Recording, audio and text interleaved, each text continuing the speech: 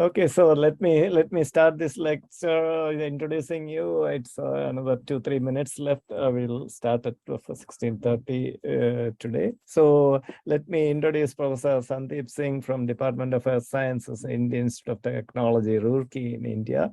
So some of you may not know where the place Roorkee. Perhaps in his lecture he will be showing the places where he is living.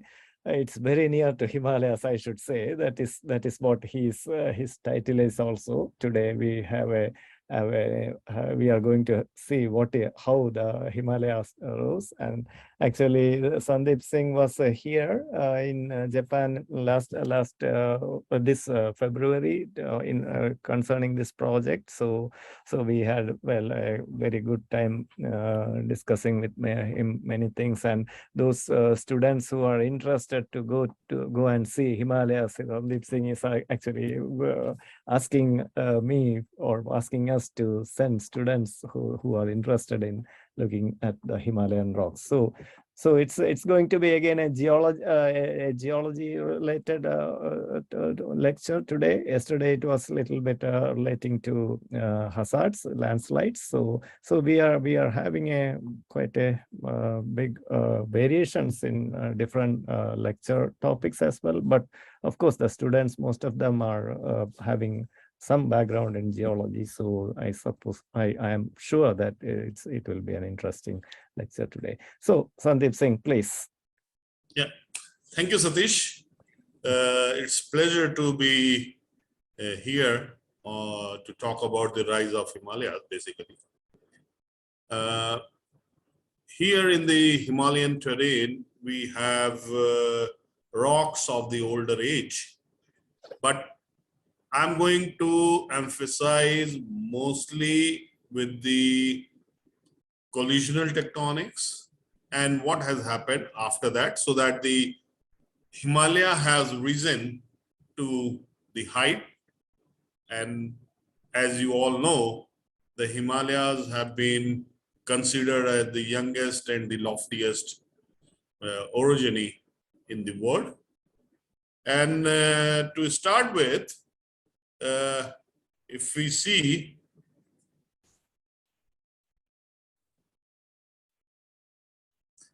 the Himalayas started as a Andean type orogeny, where we have on one hand we have the Indian plate, which is moving towards north and hitting the Eurasian plate, giving rise to the Himalaya.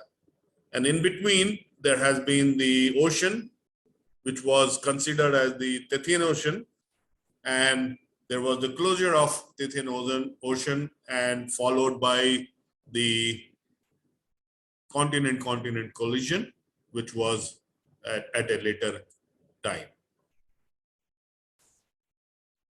If you see the Indian type of orogeny, the Himalaya, which is the result of this continent-continent collision, initially the Indian plate moved out from the Antarctic plate and started moving towards north, going with certain speed, and the speed has been worked out based on the paleomagnetic data and other data which are available, which many workers have worked. So the Andean type of orogeny is start with the continental crust thickening at a later stage by addition of magma from the subduction zone, which is the Ladakh batholith. So if we date the Ladakh batholith, which is a product of the subduction magmatism and followed by the eclogite facies rocks, where the continental crust has subducted to a depth of about 90 kilometers or more, because you have certain minerals available within the continental crust, which indicate that we are looking at the rocks which has gone to a depth of more than 90 kilometers. And that mineral is the coesite. People have observed coesite in the rocks of the Somorari crystallines, which is a part of the continental crust, which subducted to a depth of more than 90 kilometers. There has been compression due to plate convergence, followed by the extension at a later stage. This is a conventional model where this is a sand model, and where you can see the development of the thrusts, which are basically responsible for the moving of different faults towards southward. That means there has been younging of the thrust southward, but that has happened after the collision of the Indian plate, Indian plate with the Eurasian plate. So initially, India-Asia collision recognized by the paleomagnetic data, as I was telling you, they show that there is a slowing of the convergence rate of to 7 centimeter per annum at about 55 plus minus 1 million year. So people started looking at that when there is a slowing down of the convergence rate, that corresponds well with the collision of the Indian plate with the Eurasian plate, which is responsible for the rise of the Himalaya. There has been a sudden slowing from 180 millimeter per annum to 134 millimeter. Out of this 134 millimeter to 69 millimeter, which was related with the continental subduction, and 65 MA per annum accommodated by the Asian shortening. This was all based on the paleomagnetic data by the work of the Klotwig in 1992, and later on Goulier 2003 and his group. They have narrated this different rate of slowing down of the Indian plate, which caused the formation of the Himalaya. Then there has been the stratigraphic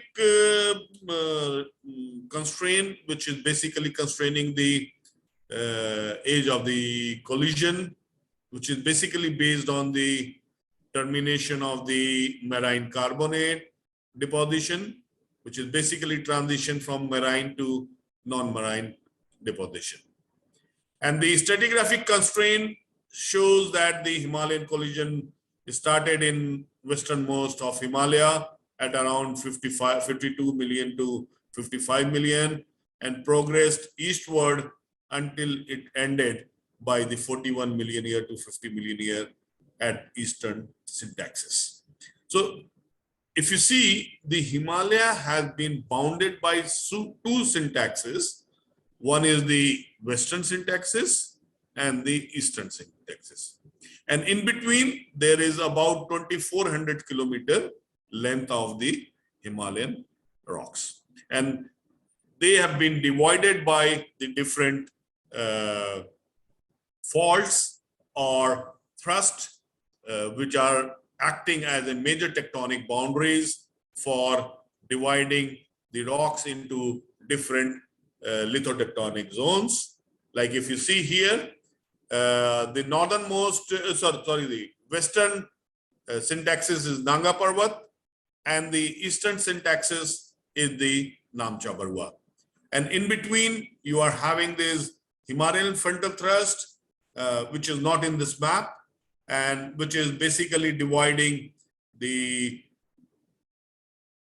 Indo-Gangetic plain, which are the foreland basin sedimentation in front of the orogeny, and the sub-Himalayan foreland basin, that has been divided by these Himalayan frontal thrust. Then we have this sub-Himalayan foreland basin and the lesser Himalayan sedimentary sequence, which is being divided by the main boundary thrust. And then we have this lesser Himalayan sedimentary sequence and the higher Himalayan crystallines, which has also been called by different workers now as a Great Himalayan sequence. And that is being divided by the main central thrust.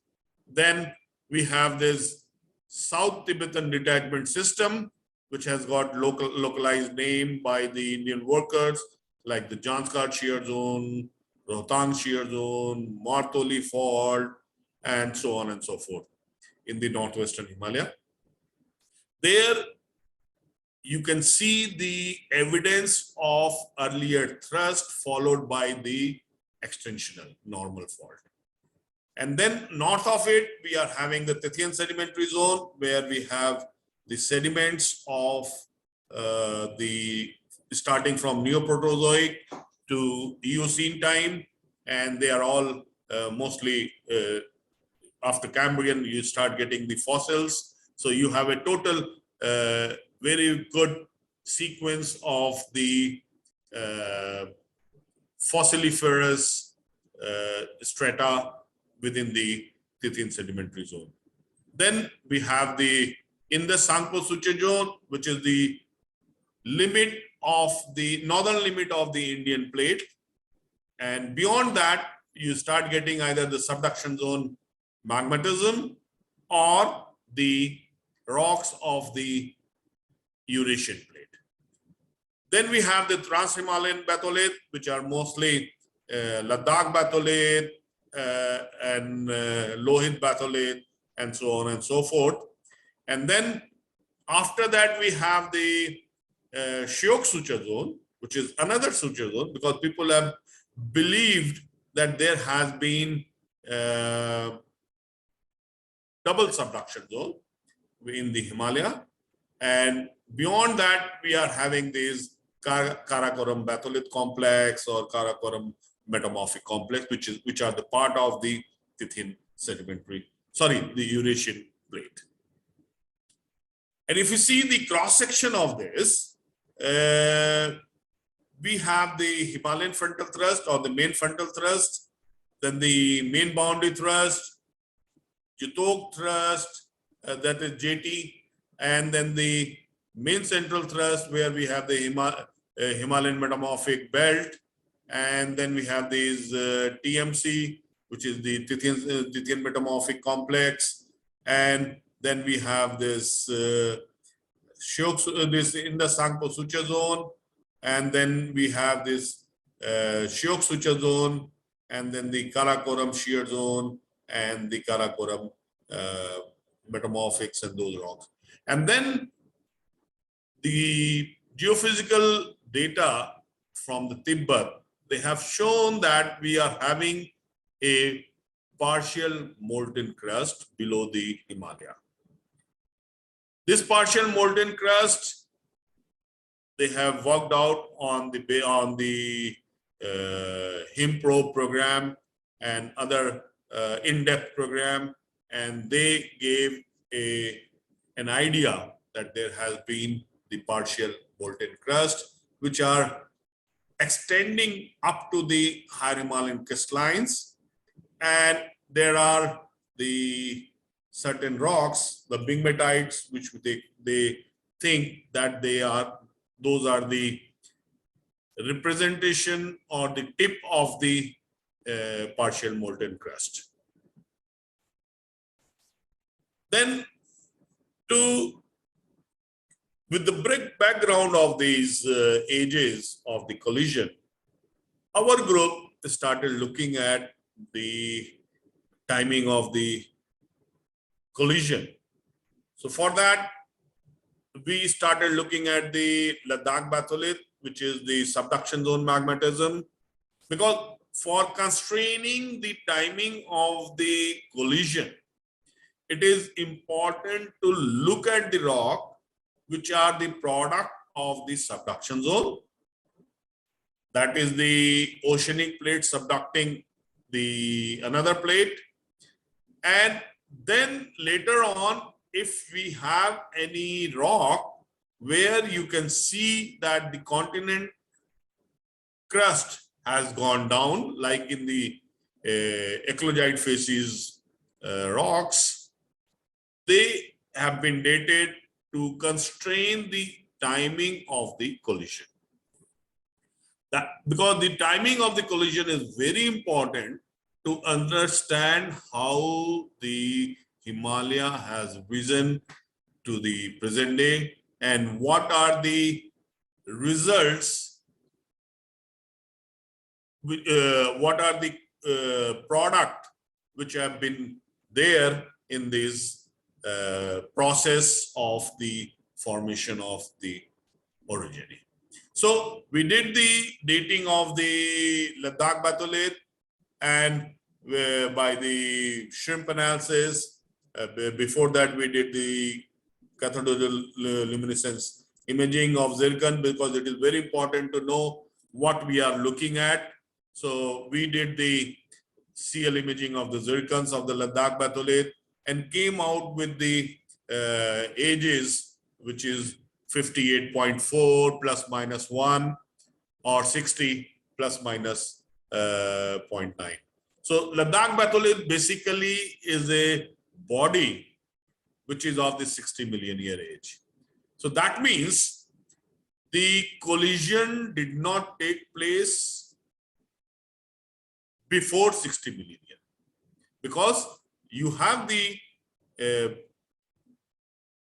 product, which is the subduction related product in the form of the batholith, which are the 60 million year age.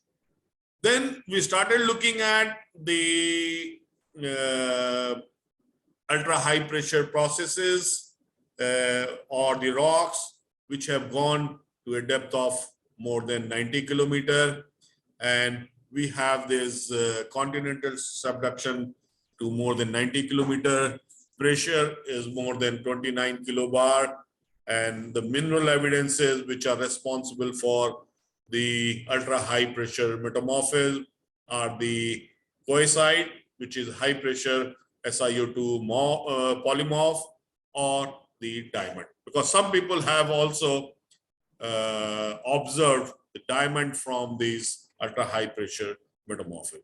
When there is a coesite, that means we are looking at a depth of more than 90 kilometer because of the normal geothermal gradient or geothermobarometric gradient. If we are having a diamond or the micro diamond, that means we are looking at a depth more than the 120 kilometer depth.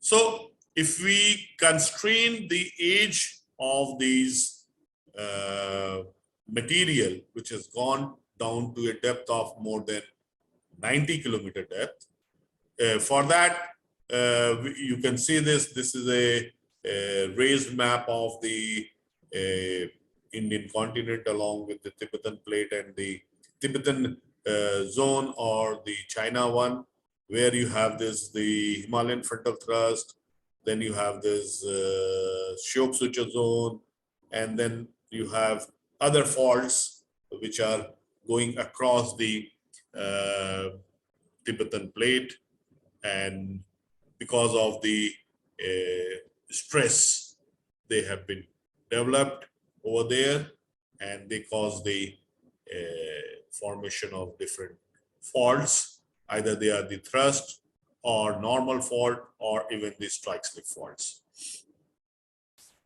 So there are two location of the ultra high pressure metamorphism in the Himalayas, which are predating the Himalayan collision, or the collision which are causing them to depth of more than 90 kilometers. They are the Kagan in Pakistan and Somorari in the Himalayan domain. So if you see the UHP Somorari complex and the cross section across it, you can see that you have the two Somorari crystallines, which are the continental crystallines. That is why they are known as the crystallines, and they have been dated by us. If you see the Somorari crystalline complex, you can see that there is a fault between the Tithian Himalaya and the Somorari crystallines or Somorari complex. This zone is the Mori plain in the Ladakh Himalaya. And then we have this in the Sangpo Sucha zone and the Ladakh batholith, if you go north. And the Somorari crystallines is, you can see from here, it's a plunging fold, is a plunging complex, which is plunging towards northwest here in this diagram. And then beyond that, you are having the Indus Sangpo Sucha zone, Ladakh batholith, and far beyond, you are having this Karakoram batholith. And the Somorari crystallines are separated by Indus Sangpo in the Indo-Yalang Sucha zone. Here they it's called is by the Jilda shear zone, and these are basically separating the ultra high pressure rocks with the ITESZ, where you have the blue schist facies rocks, and these are typical of the Miyashoro's paired metamorphosis complex example in the Ladakh Himalaya. Then you can see that there are eclogite lenses, and people have worked on it. We also worked on it. What we did, we dated the zircons from the country rock, because there has been establishment that the country rock, which are part of the continental crust, has subducted more than 90 kilometers. So earlier data, which was published by the Dishigyor on the SMND garnet and the garnet clinopyroxene, then they are showing that it is about 55 million a year, but you can see that there is a great error. So we started looking at the uranium lead on the data, what we generated on this uranium lead on the zircon, and they say there has been large errors of the data, and also 55 million year age does not make sense, because it is very difficult that at around 55 million year, your ultra high pressure metamorphosis which is at 100 kilometer depth, is showing you the 55 million year. So we started looking at the ages. What we got three ages. One is the 53.3 plus minus 0.7, 50 plus minus 0.6, and 47.5 plus minus 0.5. So the reason for showing this, that the data indicate that at around 53.3 million year age, the continental crust was at a depth of about 90 kilometers. So if the PT condition based on standard thermometry, mineral and temperature of the cooling and presence of coesite, modify the exhumation rate from the ultra high pressure depth to, which is about 10 to 20 millimeter per annum as per without other UHP terrains.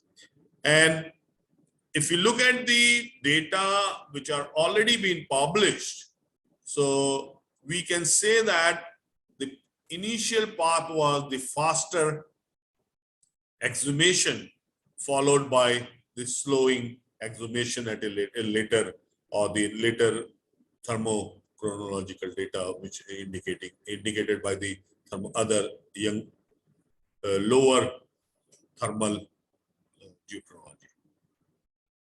So what was the outcome of this work? That the SIM dating, which is a billion year of history in a single zircon grain, and results imply that the India-Asia collision began earlier than the 55 million year, but not later than 57.1, because we calculated with a high angle subduction zone, it came out to be 57.1.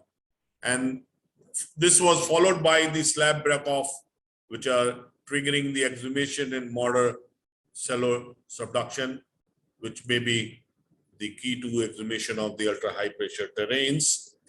And the relationship between the gneissic dome, channel flow, and erosion may be a fundamental orogenic process for the formation of the Himalayan rocks. Now, if we start looking at the Himalayan metamorphism, because the collision occurred, then the subduction was still going on, then we have to know there has been Himalayan deformation related with the Himalayan metamorphism and causing the exhumation of rock, bringing them to the surface, and followed by the modern day tectonism. So we'll start looking at the Himalayan metamorphism, which is always related with the deformation, which people we are calling as the Himalayan metamorphism and the deformation. If you see the main central thrust, one very typical thing about this Himalayan metamorphism is the inverted metamorphism. So what is the inverted metamorphism? That as normal metamorphism is that as you go towards the depth, you will encounter the higher and higher grade of metamorphism. But what is happening in Himalayas, that you are having the low grade metamorphism at the lower structural level, and the high grade rocks, they are occurring at a higher structural level. So this phenomena of the metamorphic grade representation has been considered as the inverted metamorphism, where very close to the main central thrust, you are encountering the low grade rock. As you move structurally towards the higher center, you start getting the staurolite, kyanite, selenite, and then you have the migmatite zone. So the migmatites are result of the high grade metamorphism and formation of the in situ melt. Then we also have the leucogranites, which are at the higher level of the higher Himalayan crystallines. So if we move, if you see, look at the lower picture, where you can see that till the migmatite zone or the sillimanite cave feldspar melt zone, we have compressional top to south fabric, indicating that the whole material has moved towards the south or southwest. Whereas if we move further north of this migmatite zone, what we can see that we are looking at the initial top to south, followed by the extensional fabric, which are top to north. That means which are late stage extensional fabric development within the main body of the Himalayan crystallines. So this is basically giving rise to a model which was considered as the channel flow model. which was proposed first by Bumo in 2001, and there they have correlated it with the other things like the rainfall, another one. So there has been some time where people have been talking about the process or the reason for this channel flow formation and other things, but still I'm talking about what we are looking at in the field. Then you have the migmatites. So we started looking at the migmatites to see, because we have to constrain the age of the peak metamorphism. There has been ages reported from the different zones, which indicate a range of the ages starting from the 40 million year to about 32 million year, which people have correlated otherwise. And after that, there was formation of the Himalayan magmatism, which is basically nothing but the tourmaline bearing leucogranites. And these granites age from 32 million years to very young, as young as 1 million year in the Namcha Barwa and the both the syntaxis areas. So these migmatites are basically a result of the high metamorphism, high grade metamorphism going into sillimanite cave feldspar zone and formation of the melt, which is basically when melt grow out of a certain percentage, which is the critical melt fraction percentage, they move out from the system, and then at that time they form these tourmaline bearing leucogranite. And there have been in the migmatite zone, we also saw some of the extensional fabric along which the melt has been emplaced. So you have to look at different evidences which will tell you, which can constrain the timing of different processes. At the same time, you have to understand what exactly is happening. But for that, it is very important to have a field constraint before doing any geochronology or any geochemistry, so that you understand whatever number you are getting, they have some geological meaning. Otherwise, there is no point in doing any analysis without understanding what are the field relationship. So that is why this program is very important for all of you, so that you can have a feel of the rock in the field and understand their relationship before going for any analysis or interpretation. So what we did, we got the ages from the zircon, and the age of the zircon ranges from 46 million year to 20 million year. And if you plot them, the frequency versus age, then you can see that they are generally in an episodic manner. So this was done from two different samples from the same location, because the migmatites are generally not very widespread in the northwestern Himalaya. In northwestern Himalaya, they are mostly within the 100 meter to 300-400 meter thick zone. And within that zone, we collected the samples, and we found out that there has been the episodic influx of magma ranging from 46 million year to 20 million year. So that means this 46 million year basically constrained the age of the peak metamorphism. And that has been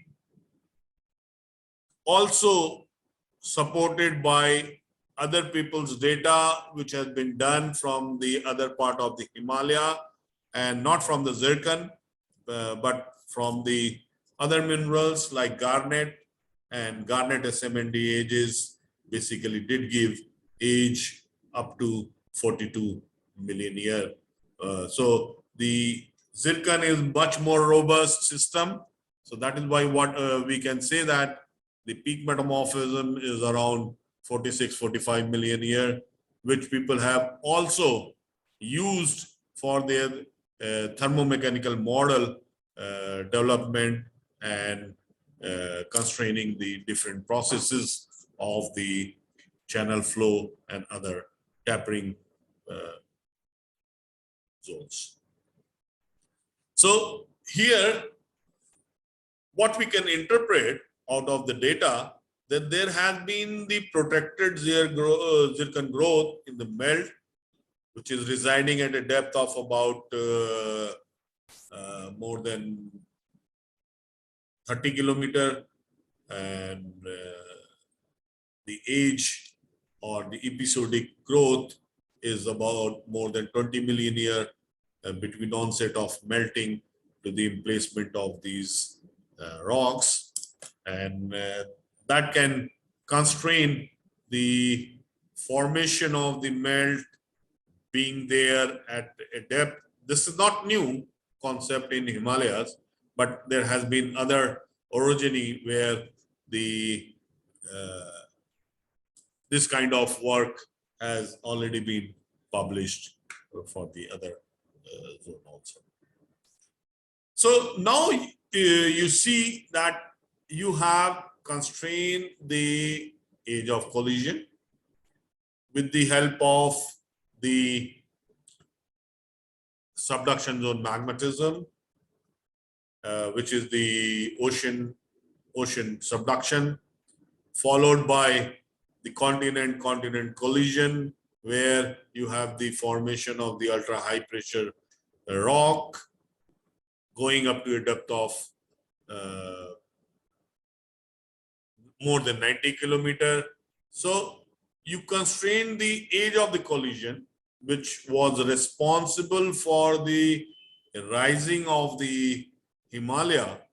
And when there has been rise of Himalaya, the monsoon system started working, and the different exhumation processes happened over there, and the rocks which were there at much greater depth, they come up onto the surface, and we could study them when they are exposed to the surface.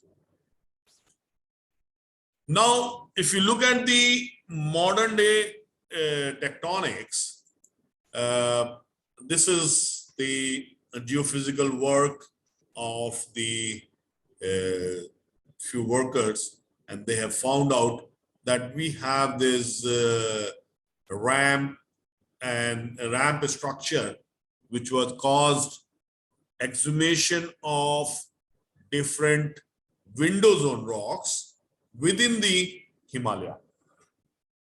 That means they were responsible for the exhumation of certain rocks at much faster rate than the surrounding rocks.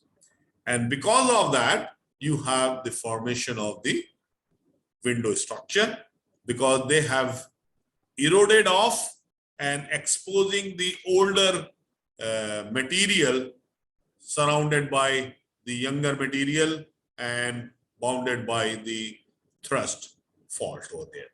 So these are different window zones all along these Himalaya, and they are being constrained as because of the ramp formation in these areas, and giving rise, which have given rise to these window rocks. And not only the window rocks, but still you have the formation of the steep gradient in the modern river, and which are there above main central thrust in Garhwal Himalayas, and which is also gave rise to the steep rise in erosion of the material in the channel gradients over there. And these materials, they have come and deposited in front of these Himalayan orogenic belt and considered as the Indo-Gangetic plain, which are basically the foreland basins, modern foreland basins, where you have the deposition of these sediments in the form of sand particles, clay, and other things. And they are basically the basin where we have the recycled material from the Himalayan region. Whether we are getting the material from the rivers are bringing the material from Tithian sedimentary sequence, higher Himalayan crystallines, lesser Himalayan sequence, and the Shivalik hills. And people have been talking that the rise in the strontium in the modern ocean can be correlated with the rise of Himalaya after collision. So this continuous increase of the strontium in the ocean basin is correlated with the Himalayan material. But if you look at the Himalayan material, Himalaya is only 300 to 400 kilometer wide zone, although it's a 2400 kilometer long zone. So the material which is coming for the strontium rise in the global ocean is not that much. So people started looking at what could be the other source of the strontium for the modern ocean. So another example which could be that if you look at the Indo-Gangetic plain and any river which is generated within the Indo-Gangetic plain will tell us what is the strontium isotope and how they are contributing to the modern day ocean. So this work also indicate that the Indo-Gangetic plain has the recycled material from the Himalayas, and they are basically a source for the strontium to the modern ocean. So these are also related with the Himalayan, is a result of the rise of Himalayas. Then we have people have started working on different work, and in the last picture you can see that there are unconformity which is about 100 K, and they are the time when we have the Creton derived sediment, because the material they were coming from south. That is the case of the Indo-Gangetic plain. There were material coming from south, and then there were material coming from north. North means they're coming from the Himalaya. So you have to establish that whatever you are looking at, the material is coming basically from the northern part or the Himalayan region, so that they can be correlated with the rise of Himalaya.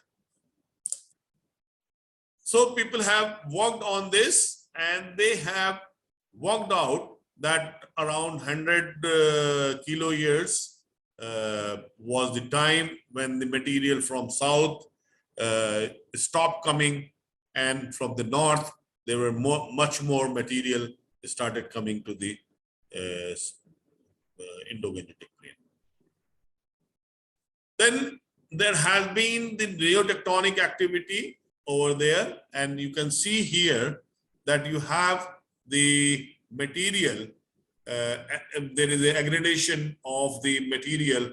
You have the T1, that's and then you have the rocks. Then again there has been T2 and T3. So you can see that there has been aggregation of the material from 50 kilo year to the 12 kilo year. This is the case of the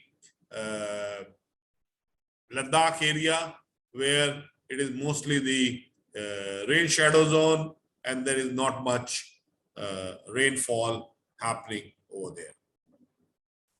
Then there has been the people have started working on the relationship of the this is a profile of the Ganga River plain, where initially you can see that it is a steep gradient, and then after MCT they started at a lower angle, but you can find out that wherever there is a fault, there is a nick point.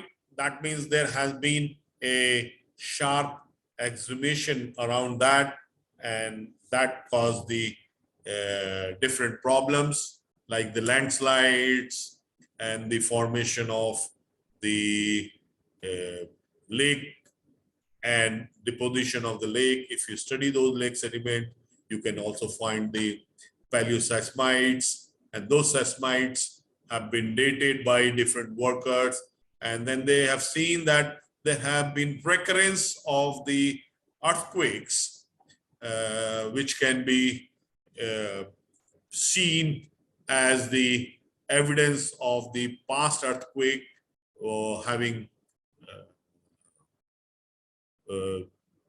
Richter scale intensity more than 5.5. So people have worked on this, and they can find out that there has been the bedrock incision from 2 to 5 millimeter per annum, which are the out of sequence deformation, and then there are in sequence deformation at a lower level below the MBT, and these areas are basically telling us the how the incision has taken place in the modern day rivers. I think I'll stop it here so that we can have question answers, and one can ask as many questions as they want, and if they have any doubt, I can go back and answer your queries, whatever you feel like. Aturya?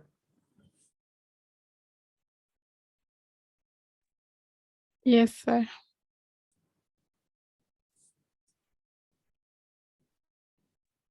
You can ask anybody. Satish?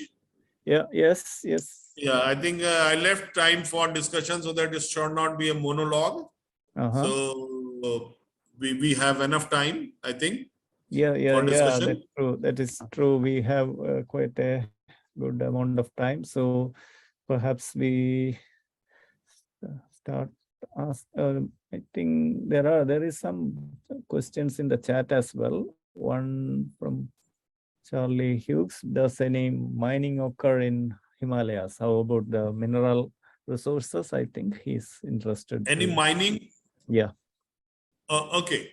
There has been mining of the copper from the Zascoat crystallines, and there has been many people have also found some gold, but still it's not economical viable because of the transportation and other thing.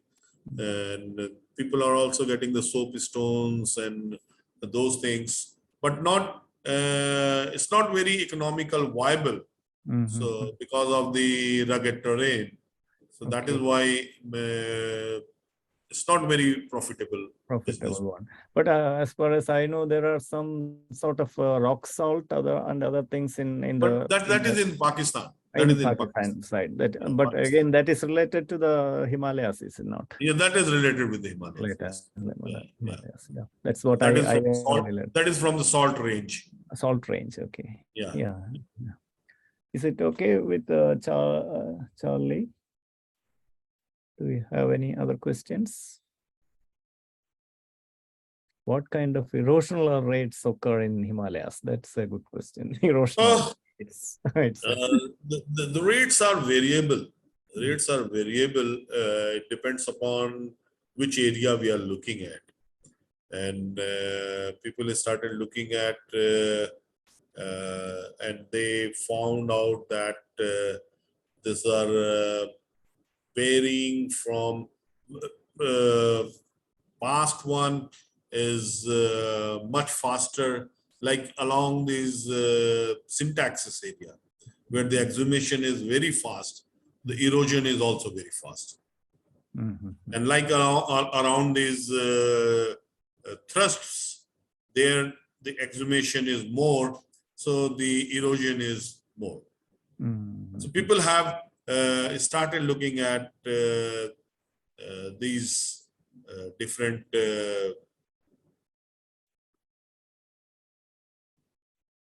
could you please discuss briefly about the erosion and sediment flow to the Indian Ocean after the collision? Yeah, if you see these in this Indo-Gangetic plain, they are basically a zone where the material have come and deposited, and later on they got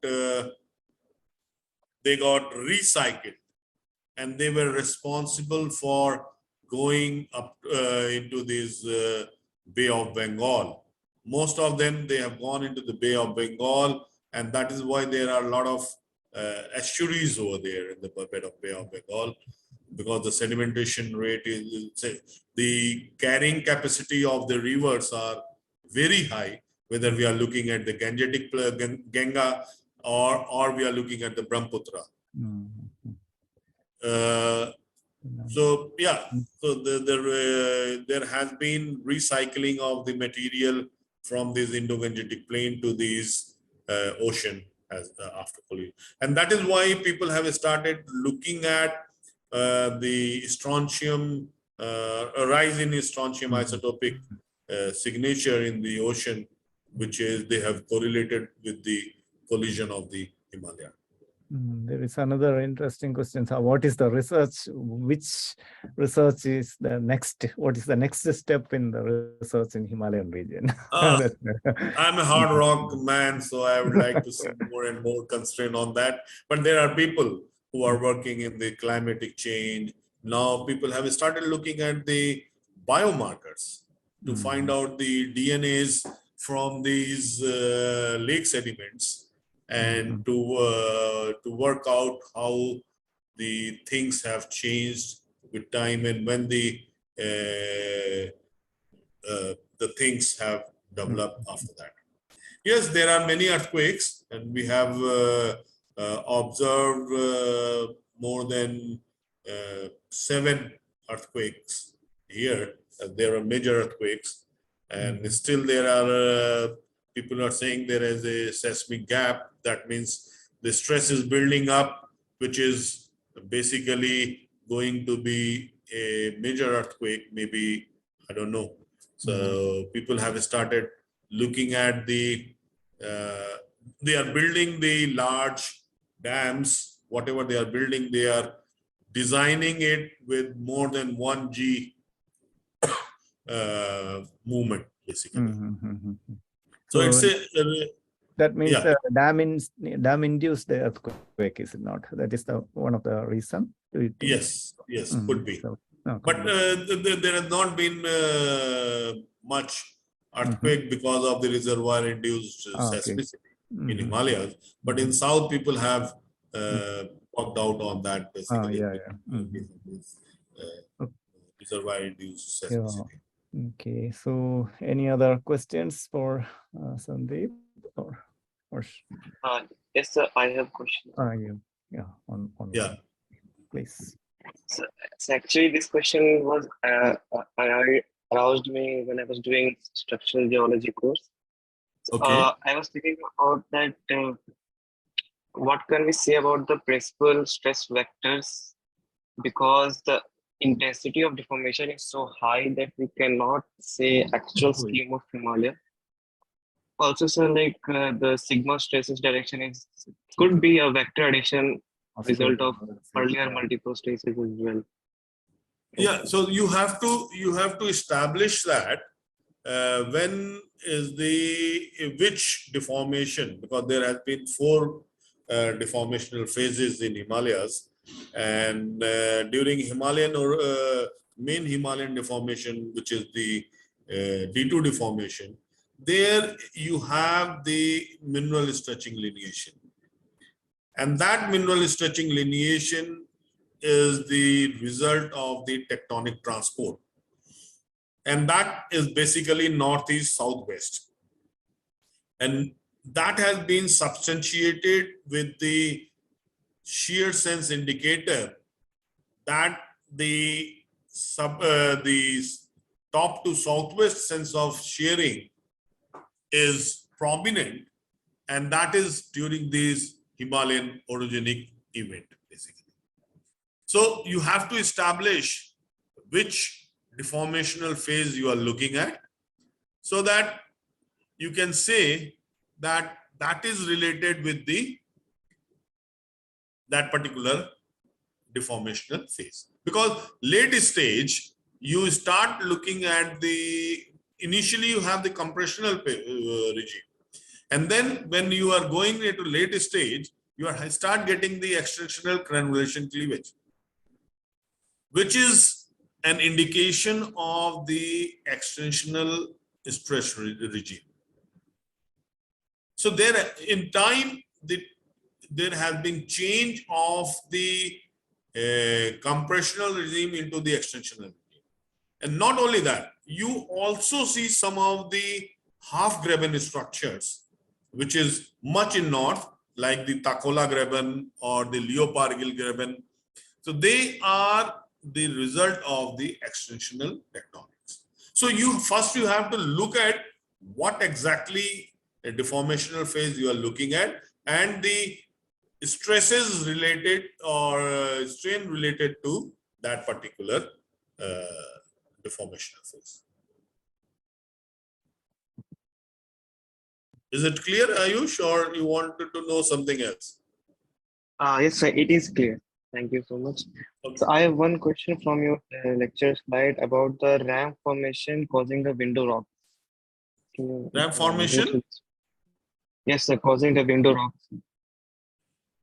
When you are having a ramp, there has been exhumation or faster exhumation of the rock from the surrounding materials.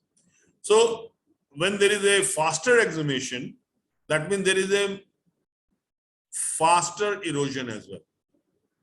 So if there is a erosion and you have the exposure of the older rock surrounded by the younger rock, then that is causing the formation of the window rocks. That you are peeping through a older rocks, that is why you have this window structure. Is it clear? Yes, sir. Yes, sir. Yeah.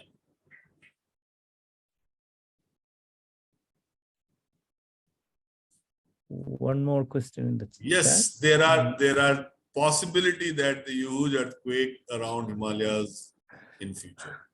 Everybody is saying that, and the setup is like that. So we have to be prepared for that. And no, India has active volcanoes, but that too in the Andamans, not in Himalayas. They have the active volcano in the Andaman area, Indra Point, or even the south of that. Not in Himalayas. So They're safe that way. so that is it. I don't know whether there are any more questions. If not, let us thank once again Sandeep for a very nice presentation and lecture on Himalayas, and I hope some of the students will visit you and you have a chance to show them the real Himalayas. They are welcome.